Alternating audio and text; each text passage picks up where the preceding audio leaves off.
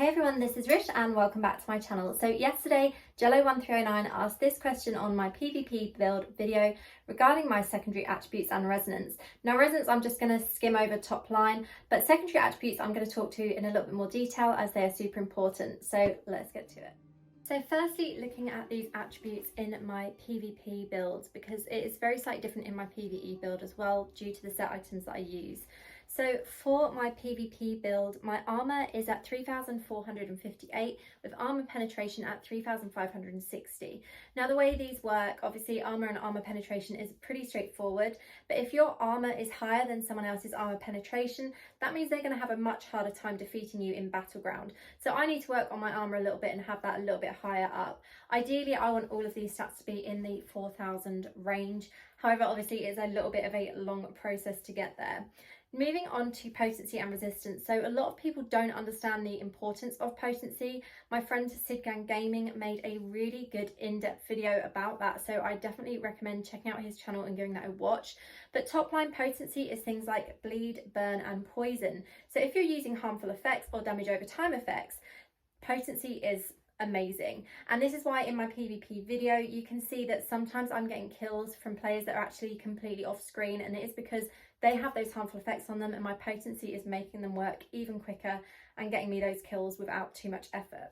Now resistance and potency again work in the same way as armor and armor penetration. So if your resistance is really high, you will have a harder time dying from any harmful effects that put on you by someone with lower potency than you. So you can see here my resistance I definitely need to work on. And with these secondary attributes, obviously they come from places like your Paragon points, your normal gems, and also Ibenfard Sanctums, the legacy of the Harad. So those are all places that you can go to work on these secondary attributes. A couple of other things to point out as well with this build is that my critical hit chance is 17% with my attack speed at 15.5% and critical hit damage at 26%.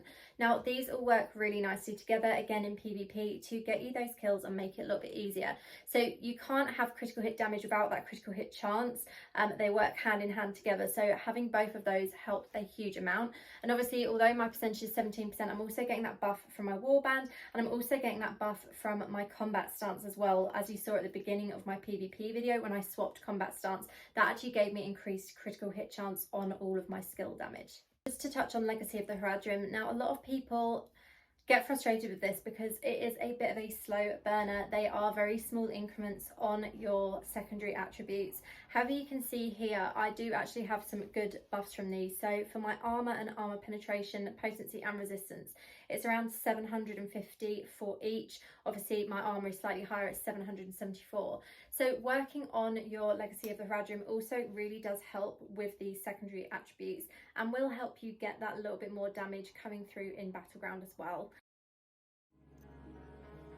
So lastly, taking a quick look at resonance, my total resonance is 3,560 and I'm using a mix of 5-star and 2-star gems here, and all of my 2-star gems have additional gems slotted in for those extra bonuses that I spoke about in my PvP build video. Now these gems I specifically chose because they work well together. They also work really well in PvP, and although I use them in PvE as well, my builds are specifically for PvP, so I basically just stick with what works for that and use the same in open world and PvE instances as well. So I'm not going to read through each gem, but I'm just bringing each up on the screen so you can have a look at the benefits of each one.